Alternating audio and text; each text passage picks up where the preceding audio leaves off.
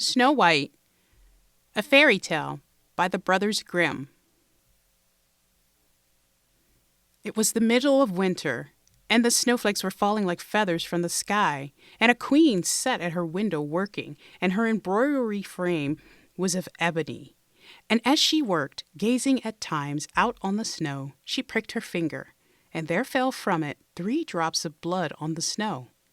And when she saw how bright and red it looked, she said to herself, "Oh, that I had a child as white as snow, as red as blood, and as black as the wood of the embroidery frame." Not long after that, she had a daughter with a skin as white as snow, lips as red as blood, and hair as black as ebony, and she named her Snow White. And when she was born, the queen died. After a year had gone by, the king took another wife, a beautiful woman, but proud and overbearing, and she could not bear to be surpassed in beauty by anyone. She had a magic looking glass, and she used to stand before it and look in it and say, "Looking glass upon the wall, who is the fairest of us all?" And the looking glass would answer, "You are fairest of them all." And she was contented, for she knew that the looking glass spoke the truth. Now, Snow White was growing prettier and prettier, and when she was 7 years old, she was as beautiful as day, far more so than the queen herself. So one day, when the queen went to her mirror and said, "Looking glass upon the wall, who is the fairest of us all?"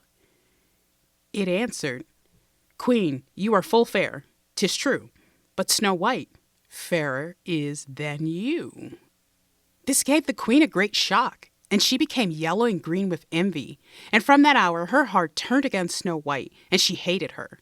And envy and pride, like ill weeds, grew in her heart higher every day, until she had no peace day or night. At last she sent for a huntsman and said, "Take this child out into the woods, so that I may set eyes upon her no more. You must put her to death, and bring me her heart for a token." The huntsman consented and led her away, but when he drew his cutlass to pierce Snow White's innocent heart, she began to weep and to say, "Oh, dear huntsman, don't take my life. I will go away into the wild wood and never come home again." And as she was so lovely, the huntsman had pity on her and said, "Away with you then, poor child." For he thought the wild animals would be sure to devour her, and it was as if a stone had been rolled away from his heart when he spared to put her to death. Just at that moment a young wild boar came running by, so he caught it and killed it, and taking out its heart, he brought it to the queen for a token. And it was salted and cooked, and the wicked woman ate it up, thinking that there was an end of Snow White. Now, when the poor child found herself quite alone in the wild woods, she felt fear of terror, even at the very leaves of the trees, and she did not know what to do for fright. Then she began to run over the sharp stones and through the thorn bushes, and the wild beasts after her, but they did not harm her. She ran as long as her feet would carry her, and when the evening drew near, she came to a little house, and she went inside to rest. Everything there was very small, but as pretty and clean as possible. There stood a little table ready laid and covered with a white cloth, and 7 little plates, and 7 knives and forks, and drinking cups. By the wall stood 7 little beds, side by side, covered with clean white quilts. Snow White, being very hungry and thirsty, ate from each plate a little porridge and bread, and drank out of each little cup a drop of wine, so as not to finish up one portion alone. After that, she felt so tired that she lay down on one of the beds, but it did not seem to suit her. One was too long, another too short, but at last the 7th was quite right, and so she lay upon it, committing herself to heaven, and fell asleep. When it was quite dark, the masters of the house came home. They were 7 dwarfs, whose occupation was to dig underground among the mountains. When they had lighted their 7 candles, and it was quite light in the little house, they saw that someone must have been in, as everything was not in the same order in which they left it. The first one said, "Who has been sitting in my little chair?" The second one said, "Who has been eating from my little plate?"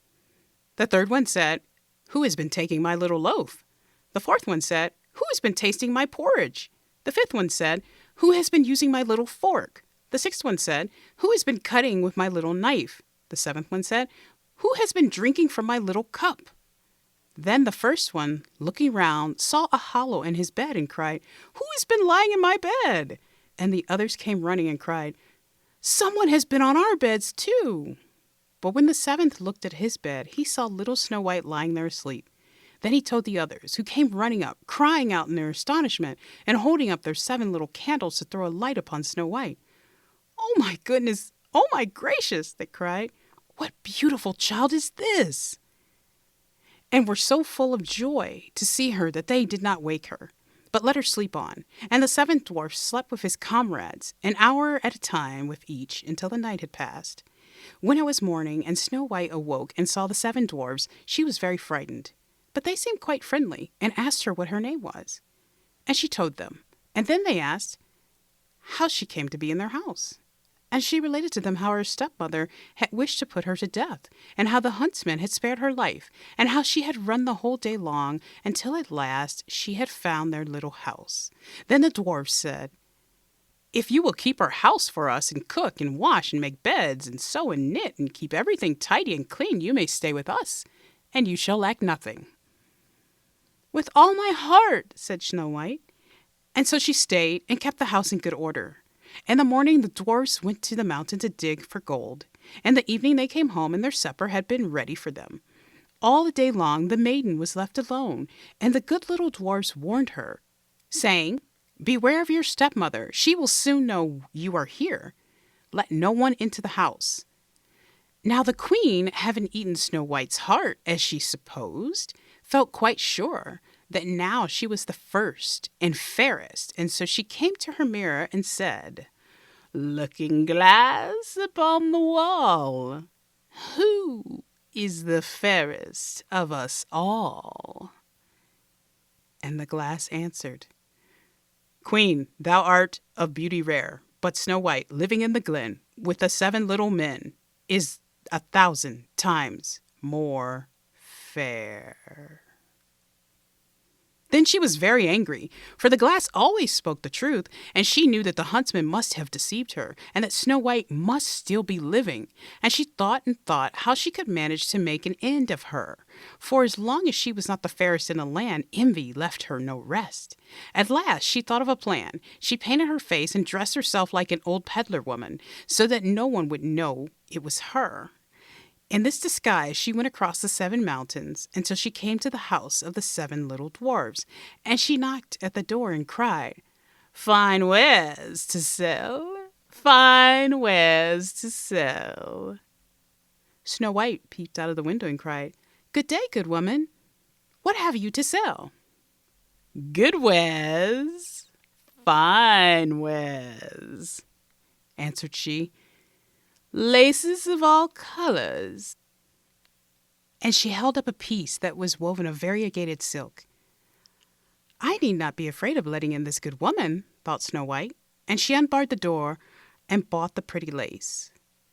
"What a figure you are, child," said the old woman. "Come and let me lace you properly for once." Snow White, suspecting nothing, stood up before her and let her lace her in the new lace, but the old woman laced so quickly and tight that it took Snow White's breath, and she fell down as dead. "Now you have done with being the fairest," said the old woman as she hastened away. Not long after that, towards the evening, the 7 dwarfs came home and were terrified to see their dear Snow White lying on the ground without life or motion. They raised her up, and when they saw how tightly she was laced, they cut the lace in 2. Then she began to draw breath, and little by little she returned to life. When the dwarfs heard what had happened, they said, "The old peddler woman was no other than the wicked queen. You must beware of letting anyone in when we are not here." And when the wicked woman got home, she went to her glass and said, "Looking glass against the wall, who is the fairest of us all?" And it answered as before, Queen, thou art of beauty rare, but Snow White, living in the glen with the 7 little men, is 1,000 times more fair. When she heard that, she was so struck with surprise that all the blood left her heart, for she knew that Snow White must still be living. But now, she said, I will think of something that will be her ruin. And by witchcraft she made a poisoned comb. Then she dressed herself up to look like another different sort of old woman. So she went across the 7 mountains and came to the house of the 7 dwarves and knocked on the door and cried, Good wares to sell, good wares to sell. Snow White looked out and said, Go away, I must not let anybody in. But are you not forbidden to look? Said the old woman, taking out the poison comb and holding it up. It pleased the poor child so much that she was tempted to open the door. And when the bargain was made, the old woman said, Now, for once your hair shall be properly combed. Poor Snow White, thinking no harm, let the old woman do as she would. But no sooner was the comb put in her hair than the poison began to work, and the poor girl fell down senseless. Now, you paragon of beauty, said the wicked woman, this is the end of you, and went off. By good luck, it was now near evening, and the 7 little dwarves came home. When they saw Snow White lying on the ground as dead, they thought directly that it was the stepmother's doing, and looked about, found the poison comb, and no sooner had they drawn it out of her hair than Snow White came to herself, and related all that had passed. Then they warned her once more to be on her guard, and never again to let anyone in at the door. And the queen went home and stood before the looking-glass and said, Looking-glass against the wall, who is the fairest of us all? And the looking-glass answered as before, Queen, thou art of beauty rare, but Snow White, living in the glen with the 7 little men, is 1,000 times more fair. When she heard the looking-glass speak, thus she trembled and shook with anger. Snow White shall die, she cried, though it should cost me my own life. And then she went to a secret, lonely chamber where no one was likely to come, and there she made a poisonous apple. It was beautiful to look upon, being white with red cheeks, so that anyone who should see it must long for it, but whoever ate even a little bit of it must die. When the apple was ready, she painted her face and clothed herself like a peasant woman and went across the 7 mountains to where the 7 dwarfs lived. And when she knocked on the door, Snow White put her head out of the window and said, I dare not let anyone in. The 7 dwarfs told me not. All right, answered the woman. I can easily get rid of my apples elsewhere. There, I will give you one. No, answered Snow White, I dare not take anything. Are you afraid of poison? Said the woman. Look here, I will cut the apple in 2 pieces. You shall have the red side. I will take the white one. For the apple was so cunningly made that all the poison was in the rosy half of it.